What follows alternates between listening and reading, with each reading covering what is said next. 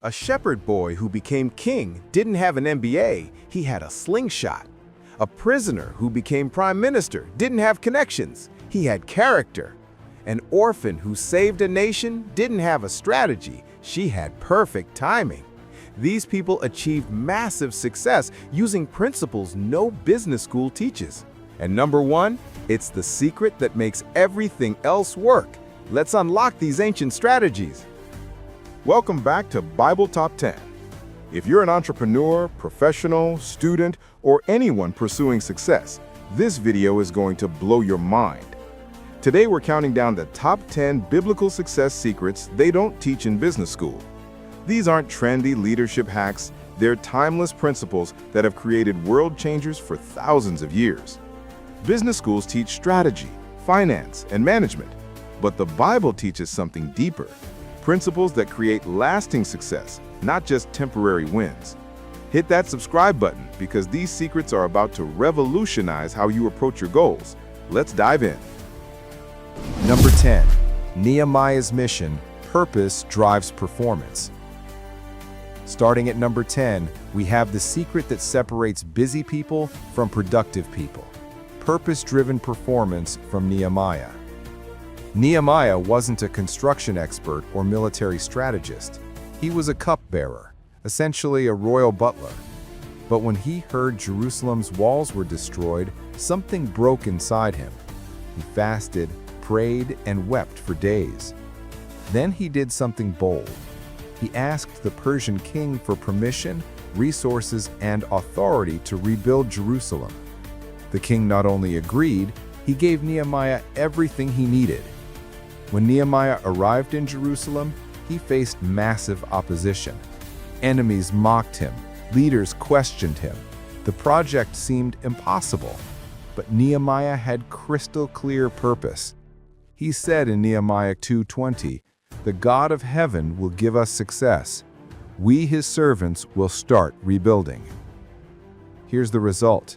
The wall was rebuilt in just 52 days. A project that seemed impossible was completed in less than 2 months because everyone understood the purpose. The principle? When you have a clear, compelling purpose, everything else aligns. You wake up with energy, you push through obstacles, you inspire others to join you. Simon Sinek famously said, "People don't buy what you do, they buy why you do it." Nehemiah's why, restoring dignity to God's people, made the how and what achievable. Business school teaches you to set goals.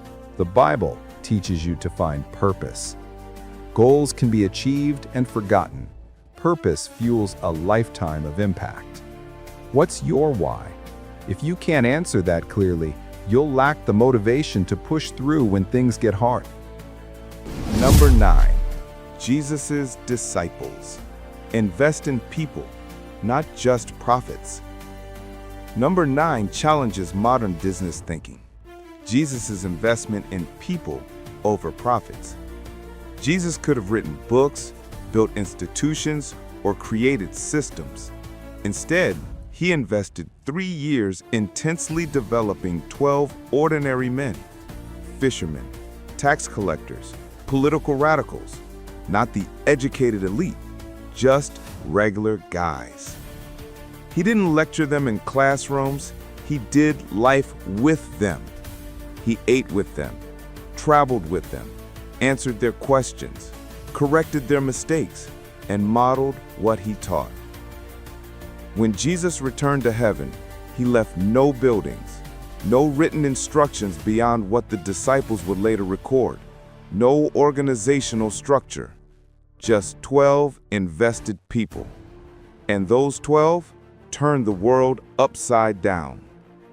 The principle is, your greatest asset isn't your product or your strategy, it's your people. Companies obsess over profit margins while neglecting the people who produce those profits. Google didn't become successful because of their algorithm alone. They invested heavily in their people, creating a culture where innovation thrives. Same with Apple, Amazon, and every lasting organization. Proverbs 27:23 says, "Be sure you know the condition of your flocks. Give careful attention to your herds." In modern terms, know your people, invest in them, develop them. When you genuinely invest in others' growth, not just extracting value from them, you create loyalty, innovation, and exponential returns. Profits follow people development, always. Who are you investing in? Who are you mentoring? Success isn't just about what you achieve. It's about who you develop along the way. Number 8, Solomon's wisdom. Learn from everyone, even enemies. At number 8, we discover Solomon's uncommon approach to knowledge, learning from everyone, including enemies. 1 Kings 4:29-34 tells us God gave Solomon wisdom and understanding beyond measure. But notice how Solomon gained knowledge. He spoke 3,000 proverbs. He spoke about plant life, about animals and birds, reptiles and fish. From all nations, people came to listen to Solomon's wisdom. Solomon didn't just study theology, he studied everything. He learned from other cultures, other nations, even competing kingdoms. He observed nature. He asked questions. He sought wisdom wherever it could be found. When the Queen of Sheba, a rival monarch, visited Solomon, he didn't see her as competition. He engaged her, learned from her, and built a strategic relationship that benefited both kingdoms. The principle? Wisdom has no copyright. Truth can be found in unexpected places. Some of the best business insights come from industries completely different from yours. Steve Jobs famously took a calligraphy class that seemed useless at the time, but it later inspired the beautiful typography that made Apple products distinctive. He learned from art to improve technology. Proverbs 9:9 says, "Instruct the wise, and they will be wiser still. Teach the righteous, and they will add to their learning." Wise people are always learning, from anyone and anywhere. Don't let pride, competition, or insecurity stop you from learning. Read widely, study other industries, learn from competitors, ask questions, stay curious. The moment you think you know everything is the moment you stop growing. Number 7, David's practice. Prepare for opportunity in private. Lucky number 7 reveals why David was ready when opportunity knocked. Private preparation. When Goliath challenged Israel, every soldier was terrified. But David, a teenage shepherd, volunteered. King Saul said, "You are not able to go out against this Philistine and fight him. You are only a young man." David's response? 1 Samuel 17, verses 34-36. "Your servant has been keeping his father's sheep. When a lion or a bear came and carried off a sheep from the flock, I went after it, struck it, and rescued the sheep. Your servant has killed both the lion and the bear." Wait, David had been killing lions and bears? In private, with no audience, no applause. Just faithful execution of his job, developing skills nobody knew about. When the big moment came, facing Goliath in front of armies, David was ready, not because he got lucky, but because he'd been practicing in obscurity. The principle? Public victory is built on private discipline. Nobody sees the hours of practice, the failures in private, the skills developed when no one's watching. But when opportunity comes, preparation meets the moment. Malcolm Gladwell's 10,000-hour rule isn't new. It's biblical. David spent years in shepherd fields, becoming the warrior who would be king. Your current insignificant job? It's your training ground. The boring tasks you're doing? They're developing skills for future opportunities. Stay faithful in the small, private moments. Excellence in secret leads to impact in public. What are you practicing when nobody's watching?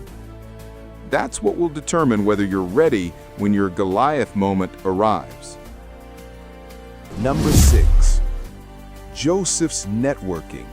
Build relationships before you need them. At number 6, we see Joseph's masterclass in relationship building.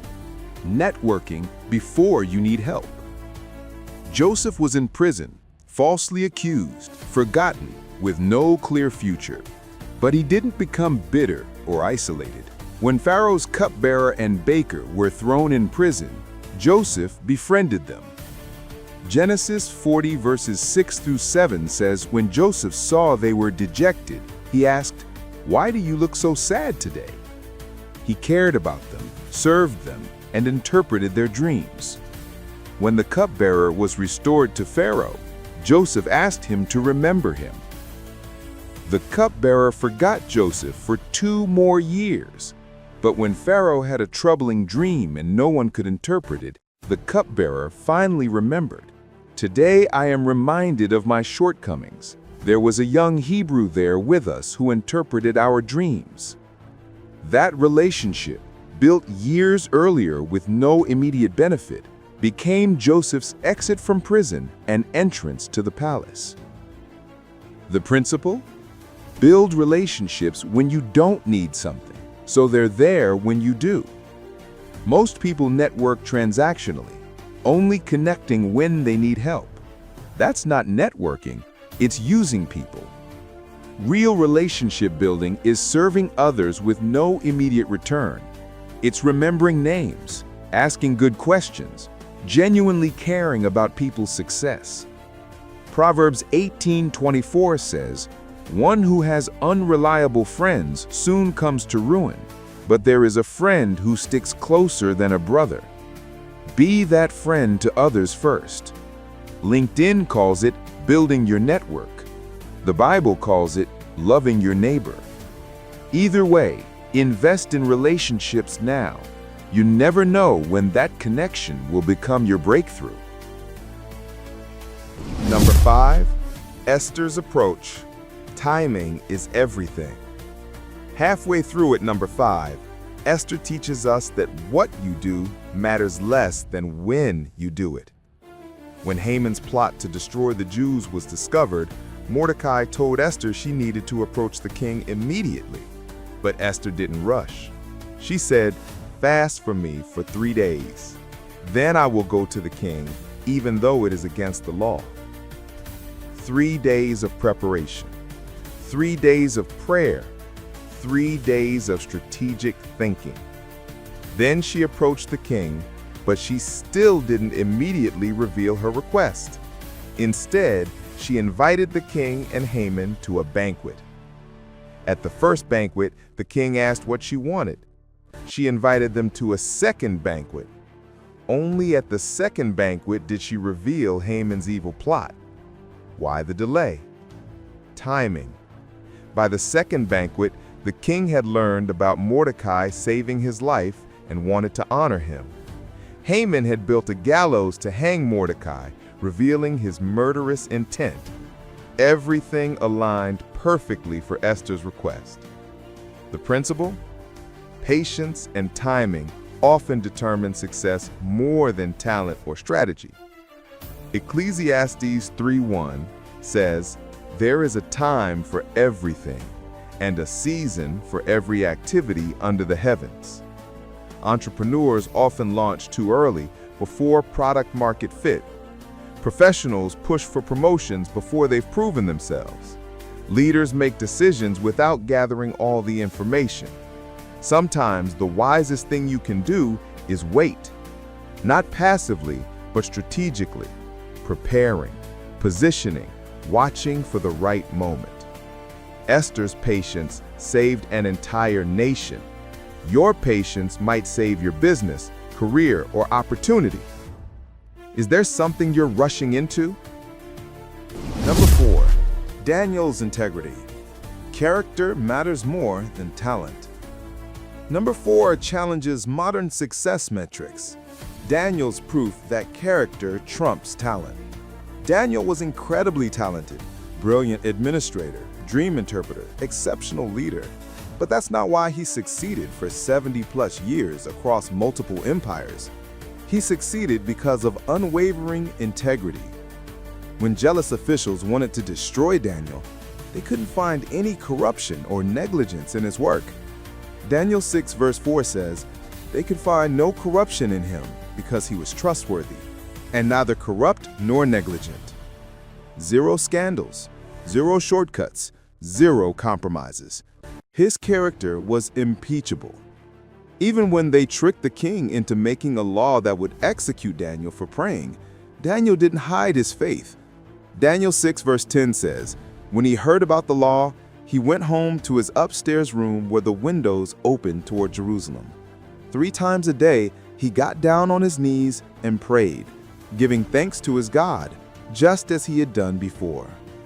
He didn't compromise. He didn't panic. He stayed consistent. And even though he was thrown into a lion's den, God protected him, and the king promoted him even higher. The principle? Talent gets you hired, but character keeps you promoted. You can be the smartest person in the room, but if you lack integrity, your success will be short-lived. Proverbs 11:3 says, "The integrity of the upright guides them, but the unfaithful are destroyed by their duplicity." Shortcuts might work short-term, but they destroy long-term. Warren Buffett said, "In looking for people to hire, look for 3 qualities: integrity, intelligence, and energy. And if they don't have the first, the other 2 will kill you." Your reputation is built over years, but can be destroyed in moments. Protect your character like your life depends on it, because your success does. Number 3, Jesus' model. Serve others first, success follows. Top 3. And number 3 flips conventional success wisdom upside down. Jesus' servant leadership model. Jesus told his disciples in Mark 10:43-45, "Whoever wants to become great among you must be your servant, and whoever wants to be first must be slave of all. For even the Son of Man did not come to be served, but to serve, and to give his life as a ransom for many." Think about that. Jesus, God in flesh, washed his disciples' feet. The King of Kings served. The Creator became a servant. This isn't weakness, it's the ultimate power move. By serving others, Jesus created the most loyal, committed followers in history. His disciples didn't follow him for money or status. They followed him because he genuinely loved and served them. The principle? The fastest way to the top is to lift others up. Zig Ziglar said, "You can have everything in life you want if you will just help enough other people get what they want." Modern business is waking up to this. Companies like Zappos built billion-dollar valuations on servant leadership, obsessively serving customers and employees. Starbucks succeeded by treating baristas as partners, not employees. Philippians 2:3-4 says, "Do nothing out of selfish ambition or vain conceit. Rather, in humility, value others above yourselves, not looking to your own interests, but each of you to the interests of the others." When you genuinely serve others, customers, employees, partners, without expecting immediate return, something supernatural happens. Loyalty increases, referrals multiply, opportunities open up. Success isn't about climbing over people, it's about lifting people up. Who are you serving? How are you adding value to others without expecting anything back? That's the path to lasting success. Number 2, Paul's thorn. Your greatest weakness can become your strength. Number 2 reveals a counterintuitive truth: Paul's transformation of weakness into strength. Paul had what he called a thorn in the flesh. Scholars debate what it was, but Paul begged God 3 times to remove it. God's response? 2 Corinthians 12:9. "My grace is sufficient for you, for my power is made perfect in weakness." Instead of removing the thorn, God used it. Paul wrote, Therefore, I will boast all the more gladly about my weaknesses, so that Christ's power may rest on me. For when I am weak, then I am strong. This defies logic. Weaknesses are supposed to disqualify you, right? But Paul discovered that his weakness forced him to depend on God's strength, which was infinitely greater than his own. The principle? Your greatest weakness, surrendered to God, can become your greatest strength. What you see as a disqualifier, God can use it as a differentiator. Think about it. Moses had a speech impediment, yet became the greatest spokesman in Israel's history. Gideon was fearful, yet led 300 men to defeat massive armies. Peter was impulsive, yet became the rock of the church. Modern examples abound. Oprah's childhood poverty became her ability to connect with struggling audiences. Steve Jobs' controlling perfectionism, which got him fired from Apple, became the obsessive attention to detail that made Apple revolutionary when he returned. The question isn't whether you have weaknesses, everyone does. The question is, will you hide them in shame or surrender them to God for transformation? Stop waiting until you're ready or qualified. God specializes in using imperfect people. Your weakness isn't a bug, it's a feature that keeps you dependent on God's strength. Number 1, David's sling. Start where you are with what you have. And here we are, number 1, the foundation of all biblical success. David's principle of starting where you are with what you have. Goliath was 9 feet tall, covered in armor, wielding massive weapons. David was a teenager with a sling and 5 smooth stones. When Saul tried to give David armor and weapons, David said, "I cannot go in these because I am not used to them." So David went with what he knew, his shepherd's sling. 1 Samuel 17:40 says, he chose 5 smooth stones from the stream, put them in the pouch of his shepherd's bag, and with his sling in his hand, approached the Philistine. Goliath mocked him, "Am I a dog that you come at me with sticks?" David replied, "You come against me with sword and spear and javelin, but I come against you in the name of the Lord Almighty." 1 stone, 1 shot. Goliath fell. The principle? Stop waiting for perfect conditions, better resources, or ideal circumstances. Start with what's in your hand right now. Moses had a staff. David had a sling. The widow had oil. The boy had 5 loaves and 2 fish. Jesus took what they had and multiplied it. You don't need an MBA to start a business.